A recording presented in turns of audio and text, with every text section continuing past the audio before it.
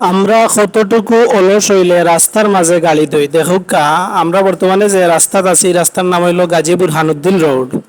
এই রোডও প্রতিদিন সকাল থেকে সন্ধ্যা পর্যন্ত হাজার হাজার গাড়ি চলাচল করে, কিন্তু আজকে বন্যার কারণে রোডের এই অবস্থা। দেখুকা, আমরা মোটরসাইকেল দই, আর আপনারা যারা মোটরসাইকেল দোয়ার ইচ্ছা আছে লামাপাড়াত আইলে আপনারা মোটরসাইকেল দইতে পারবা বা সব ধরনের গাড়ি দইতে পারবা। তো এখান হওয়ার উদ্দেশ্য এটা নাই যে রাস্তা নিয়ে আমি ঠাট্টা বিদ্রুপ করি। আর বিষয়টা হলো গিয়া, আমাদের রাস্তা সব সময় ভাঙ্গা গোড়ার মাঝে থাকে।